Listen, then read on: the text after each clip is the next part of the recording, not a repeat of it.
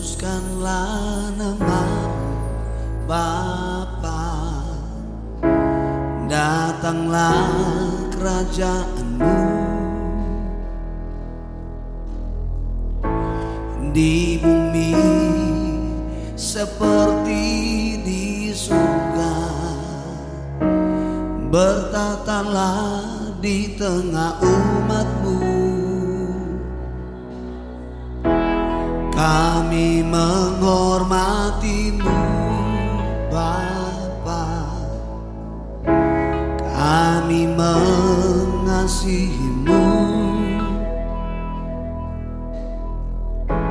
Saat Kau hadir di tempat ini, umat-Mu menyembah-Mu Bapa Yahweh. Kudus, kudus nama-Mu Bapa Yahweh. Mulia, mulia nama-Mu.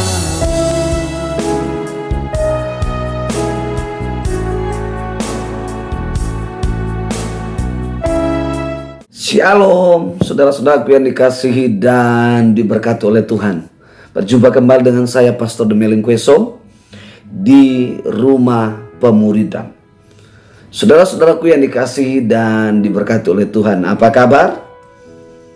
Saya percaya bahwa kita semua dalam keadaan sehat. Saya percaya bahwa kita semua dalam penyertaan Tuhan. Saya percaya bahwa kita semua di dalam tuntunan Tuhan. Dan kita semua dalam perlindungan serta diberkati selalu oleh Tuhan Yesus Kristus. Haleluya, haleluya. Kita masih melanjutkan tentang pola kerajaan Allah, dan fokus kita hari ini adalah tentang satu dari 4 pola kerajaan Allah, yaitu hidup dalam kebenaran. Kemarin kita sudah belajar tentang bagaimana hidup kita mencapai standar bagaimana kita bisa hidup benar di hadapan Allah. Dasarnya adalah iman kita di dalam Kristus. Oleh iman kita itulah maka kita dapat dimerdekakan dari setiap dosa. Nah, hari ini kita akan belajar bersama-sama. Setelah kita dimerdekakan, maka hari ini kita mau belajar tentang hidup kita tidak lagi menjadi hamba dosa, tetapi hidup kita menjadi hamba kebenaran. Hidup kita bukan lagi menjadi pelaku tentang dosa, tetapi kita menjadi pelaku-pelaku dari kebenaran. Firman Tuhan hari ini yang saudara-saudara bisa lihat di dalam Alkitab kita, Roma pasal 6 ayat 15 sampai pada ayat yang ke-23. Demikian kata firman Tuhan. Jadi bagaimana? Apakah kita akan berbuat dosa karena tidak berada di bawah hukum Taurat? Sekali-kali. Tetapi di bawah kasih karunia? Sekali-kali tidak. Apakah kamu tidak tahu bahwa apabila kamu menyerahkan dirimu kepada seorang sebagai hamba untuk menaatinya, kamu adalah hamba dosa orang itu yang harus kamu taati, baik dalam dosa yang memimpin kamu kepada kematian maupun dalam ketaatan yang memimpin kamu kepada kebenaran. Tetapi syukurlah kepada Allah, dahulu memang kamu hamba dosa, tapi sekarang kamu dengan segenap hati telah menaati pengajaran yang telah diteruskan kepadamu. Kamu telah dimerdekakan dari dosa dan menjadi hamba kebenaran. Aku mengatakan hal ini secara manusia karena kelemahan kamu. Sama seperti kamu telah menyerahkan anggota-anggota tubuhmu menjadi hamba kecemaran dan kedurhakaan yang membawa kamu kepada kedurhakaan. Demikian hal kamu sekarang harus menyerahkan anggota-anggota tubuh menjadi hamba kebenaran yang membawa kamu kepada pengudusan. Sebab waktu kamu hamba dosa, kamu bebas dari kebenaran, dan buah apa yang kamu petik daripadanya, semuanya itu menyebabkan kamu merasa malu sekarang. karena kesudahan semuanya itu ialah kematian. Tetapi sekarang setelah kamu dimerdekakan dari dosa dan setelah kamu menjadi hamba Allah, kamu beroleh buah yang membawa kamu kepada pengudusan, dan sebagai kesudahan ialah hidup yang kekal. Sebab upah dosa ialah maut, tetapi kasih karunia Allah ialah hidup yang kekal di dalam Yesus Kristus. Haleluya, haleluya. Saudara-saudaraku yang dikasihi dan diberkati oleh Tuhan, setelah kita hidup di dalam kebenaran, maka kebenaran di dalam kita, kebenaran Kristus, kebenaran Allah di dalam kita, itulah yang memerdekakan kita. Sehingga setiap pola lama kita dihancurkan kuasanya. Setiap pola lama kita, yaitu pola dosa. Pola dosa adalah produk dari setan yang membangun hidup kita menuju kepada penghukuman kekal, yang kita tahu istilah lain adalah kematian kekal. Nah, hari ini kita mau melihat sebelum kita menjadi hamba kebenaran, sebelum kita dimerdekakan dan kita menjadi hamba kebenaran, ya, di ayat 16b dikatakan bahwa sebelum kita dimerdekakan dan menjadi hamba kebenaran, kita adalah hamba dosa. Kita taat bukan kepada Allah, tetapi kita taat kepada setan, kita taat kepada iblis, sehingga mentalitas kita, karakter kita adalah karakter untuk melawan Allah. Mentalitas kita adalah mentalitas melawan Allah, sehingga kita lebih cenderung melakukan keinginan setan, yaitu hidup di dalam dosa. Yang kedua, saudara-saudaraku yang dikasihi dan diberkati oleh Tuhan, kalau kita lihat di dalam ayat 19b dikatakan apa? Kita menjadi hamba kecemaran dan kedurhakaan. Artinya apa? Dengan pola kita, pola yang dikuasai oleh dosa, pola yang dikuasai oleh setan, maka karakter kita, perbuatan kita itu dapat dirasakan, dapat dilihat, dapat dinikmati, adalah karakter yang mencemarkan diri kita, mencemarkan juga saudara-saudara kita. Bahkan itu berdampak tidak baik, berdampak negatif pada orang lain. Mengapa? Karena seorang hamba kecemaran adalah seorang hamba durhaka, seorang hamba yang durhaka.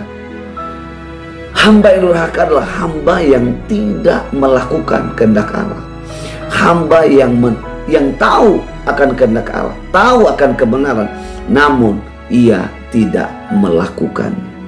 Saudara-saudaraku yang dikasihi dan diberkati oleh Tuhan. Dan yang terakhir, ya, sebelum kita dimerdekakan, kita memiliki pola yang dibangun oleh setan, yang dibangun oleh iblis, sehingga tidak hanya membuat kita taat kepada dia dan menghasilkan karakter perbuatan-perbuatan kita yang membawa kecemaran sebagai seorang hamba durhaka. Yang ketiga, yang terakhir adalah mental dan karakter kita adalah dikuasai oleh dosa yang mengakibatkan kepada kematian. Nah, saudara-saudaraku yang dikasihi dan diberkati oleh Tuhan, setelah kita dimerdekakan, setelah kita di dalam Kristus, seperti apakah hidup kita? Seperti hari ini yang kita bahas adalah menjadi hamba kebenaran. Seperti apakah hamba kebenaran itu? Ayat 15 dikatakan, apakah kita masih berbuat dosa? Karena kita tidak lagi hidup di bawah hukum Taurat, melainkan di bawah kasih karunia. Nah, apa itu kasih karunia? Roma pasal 5, Roma pasal 3 ayat 23, ayat 24 dikatakan bahwa kita dibenarkan oleh kasih karunia Allah dengan cuma-cuma. Ya, kasih karunia Allah adalah usaha Allah memerdekakan kita, melepaskan kita dari belenggu, dari perbudakan dosa. Supaya apa? supaya kita keluar menjadi lebih dari pemenang, supaya kita keluar, kita merdeka tanpa beban, tanpa intimidasi. Nah saudara, orang kalau belum dimerdekakan oleh Kristus, ya, seperti Yohanes 8 ayat 36 dikatakan, kalau anak itu, Kristus itu memerdekakan kita, maka dikatakan kita benar-benar merdeka. Kalau Kristus yang melepaskan. Jadi kalau saudara terikat dengan dosa, lalu saudara bilang begini, besok saya mau berhenti berbuat dosa, saya nggak akan minum lagi, saya nggak akan merokok lagi, saya akan nggak mencuri lagi. Itu adalah usaha kita. Tetapi usaha Allah yang dimaksud kasih karunia adalah tidak hanya sekedar dibutuhkan dari sebuah ikrar dari mulut kita, ya, tetapi dari hati. Roma 10 ayat 9-10. Percaya tidak hanya sekedar diungkapkan, diikrarkan, dideklarasikan lewat mulut kita, tapi harus dengan hati. Sebab apa yang dari hati ini yang keluar dari deklarasi mulut kita, ikrar mulut, perkataan kita, itu berasal dari hati kita. Makanya 10 dikatakan dengan hati percaya, maka kita dibenarkan dan diselamatkan. Nah, orang yang sudah merdeka, kita tidak lagi hidup di dalam merasa tertuduh. Kita tidak lagi diintimidasi, kita tidak lagi tertuduh oleh karena perbuatan-perbuatan kita di masa lalu. Ayat 23 dikatakan apa? Kalau kita hidup di bawah hukum Taurat itu kebenaran yang menuntut semua orang harus sempurna.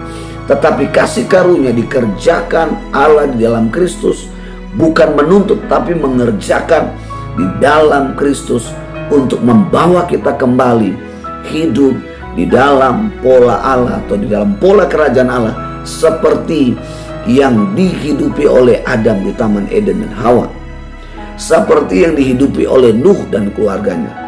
Itu yang Allah mau. Itulah tujuan Allah datang ke dunia untuk mengembalikan kita. Karena dengan pola dosa, dengan pola setan, kita akan mengalami yang namanya kematian kekal. Kematian fisik bukanlah kematian kekal, tetapi kematian dari upah dosa itu adalah kematian kekal. Dan satu-satunya cara kita harus merdeka. Sama-sama bilang merdeka.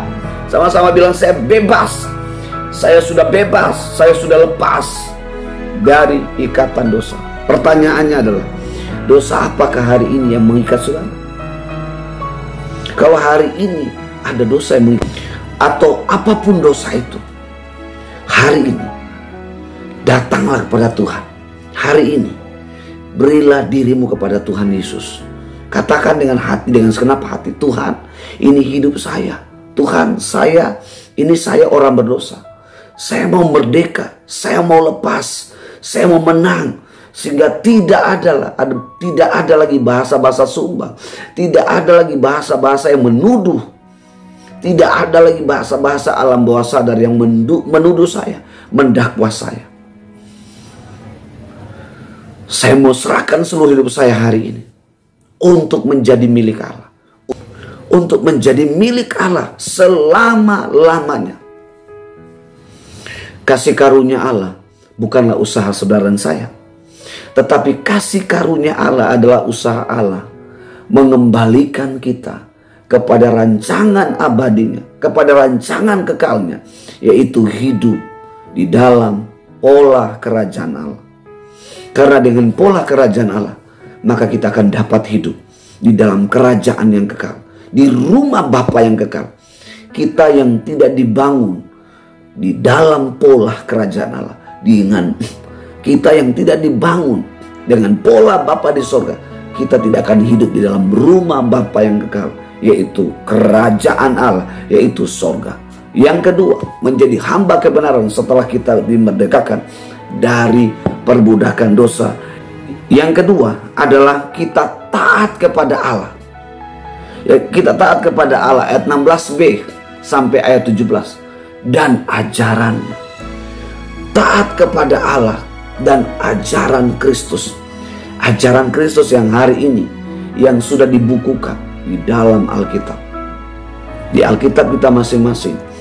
Dan apapun yang diajarkan oleh Tuhan Yesus, kita yang sudah hidup di dalam kasih karunia, kita juga taat untuk mempraktekkan, taat untuk membangun. Misalnya berdoa, misalnya puasa, misalnya pujian penyembahan, misalnya memberitakan Injil, misalnya mengampuni. Itu terus kita bangun, terus kita bangun. Satu aja saudara bangun, bangun terus sampai saudara menjadi orang yang murah untuk mengampuni kesalahan orang lain. Saudara membangun saja, praktek terus saudara, sampai saudara menjadikan itu sebuah gaya hidup, model hidup saudara. Berdoa, memuji, menyembah, sampai saudara mengalaminya tentang kuasa pujian penyembahan, sampai saudara mengalami tentang kuasa doa yang seperti dialami oleh Elia. 3 tahun dia minta kepada Tuhan supaya tidak hujan, dan sesudah itu dia minta juga, Tuhan mengirimkan hujan. Ada banyak hal mujizat yang Tuhan lakukan. Kalau saudara terus praktekkan, itulah yang namanya pola kerajaan Allah. Kita nggak bisa langsung berkata, wah saya sudah di dalam Tuhan, kenapa saya harus jatuh lagi, kenapa saya gagal. Itu sebuah proses untuk menuju kepada satu titik di mana saya dan saudara dapat mempraktekkan dengan maksimal tentang pola kerajaan Allah. Taat kepada Allah. Dulu kita taat kepada setan dan kita melakukan keinginannya, hidup di dalam dosa. Tapi sekarang kita taat kepada Allah di dalam Kristus dan ajarannya. Kita melakukan, mempraktekkan ajarannya, mengasihi sesama, mengasihi Allah. Kita praktekkan sampai kita benar-benar mengalami tentang kasih, sampai kita benar-benar memiliki gaya hidup, model hidup tentang kasih. Yesus itu melayani selalu digerakkan oleh kasih. Dia nggak digerakkan oleh uang, tetapi dia digerakkan oleh kasih. Dan oleh karena kasihnya, kuasanya bekerja, menjamah dan menyembuhkan banyak orang yang sakit. Sehingga lewat pelayanan banyak orang melihat hal-hal yang mustahil, hal-hal yang tidak mungkin. Itu yang Allah kerjakan, itu yang Yesus kerjakan. Kealahan di dalam dirinya bekerja, mendatangkan hal-hal yang ajaib, hal-hal yang mustahil bagi kita. Itu yang dilakukan. Haleluya, haleluya. Yang ketiga adalah saudara-saudaraku yang dikasihi dan diberkati oleh Tuhan, ketaatan kepada Allah dan pengajarannya itu membawa kita hidup di dalam kekudusan. Apa sih kekudusan? Kekudusan itu artinya adalah ketika pola kebenaran itu ada di dalam hidup kita. Ajaran Kristus itu yang kita praktekkan, yang kita latih setiap hari sampai menjadi gaya hidup. Maka kita dapat memisahkan cara pikir kita dengan cara pikir orang yang belum hidup di dalam pola kerajaan Allah. Karena pemikiran kita, cara berpikir kita bukan lagi di bawah bumi, tetapi cara berpikir kita itu di atas bumi. Artinya bahwa cara berpikir kita adalah bukan pikiran kita lagi, bukan cara pikir kita lagi, tapi cara pikir Kristus. Cara pikir Kristus, bukan lagi cara pikir iblis, cara pikir dunia, tapi cara pikir Kristus. Kalau dulu kita mungkin berpikir kaya dan kaya, ingin jadi orang terkenal, ingin jadi hebat. Tapi sekarang kita berpikir bagaimana setelah kita menjadi orang yang berhasil, kita memikirkan orang-orang lain, jiwa-jiwa yang lain. Kita memberkati dengan uang yang kita miliki, kita memberkati dengan pengetahuan yang kita miliki, kita memberkati dengan talenta yang kita miliki. Sehingga apa? Kristus yang dimuliakan di dalam hidup kita. Haleluya. Yang keempat, yang terakhir, menjadi hamba kebenaran. Kita memiliki mental dan karakter hamba Allah. Siapa hamba Allah? Abraham hamba Allah, ya. Yesus hamba Tuhan atau hamba Allah. Musa hamba Allah. Kenapa kita disebut hamba Allah? Karena cara hidup kita atau model hidup kita, pola hidup kita bukan lagi pola dunia, tapi pola Kristus, tapi pola Allah, tetapi pola kerajaan Allah. Hidup kita menjadi pelaku daripada kebenaran itu sendiri. Kita nggak meniru apa yang orang lakukan, tetapi apa yang sudah menguasai hidup kita, apa yang sudah memerdekakan hidup kita, yaitu kebenaran di dalam Kristus, kebenaran Allah dalam Kristus. Itulah yang kita hidupi, itulah yang berkuasa atas hidup kita, sehingga kita menjadi hamba Allah. Mental kita, karakter kita adalah mental dan karakter kita sebagai hamba Allah. Akhir daripada tujuan daripada hamba Allah, akhir daripada kehidupan kita adalah kerajaan surga, adalah kehidupan kekal. Itulah yang namanya hamba Allah. Itu sebabnya saudara-saudara, siapapun kita, apakah hamba Allah itu adalah berbicara tentang orang yang bergelar teologi? No. Hamba Allah, orang yang sudah dalam Kristus, dan hidupnya bukan lagi dia, tetapi Kristus. Polanya bukan lagi pola lama. Setan berkuasa atas hidup, tetapi Kristus yang berkuasa. Dan pola Kristus, pola Allah, itu kebenaran, berkuasa atas hidupnya, sehingga dia menjadi pelaku-pelaku dari kebenaran. Pertanyaan saya sekarang kepada kita semua, berapa banyak saudara hari ini rindu dan yakin untuk menjadi hamba kebenaran, menjadi hamba Allah, menjadi pelaku daripada kebenaran? Mari, kalau itu kerinduanmu, berdoalah hari ini, taruhkan tanganmu di dada, dan biarkan Tuhan bekerja hari ini. Minta kepada Tuhan, engkau dimerdekakan. Percayalah hari ini, engkau pasti dipulihkan, dimerdekakan, mengalami kemenangan, dan engkau menjadi hamba Allah. Sampai di sini kebenaran firman Tuhan. Kita akan ketemu di lain waktu di channel Rumah Pemuridan. Tuhan Yesus memberkati. Shalom.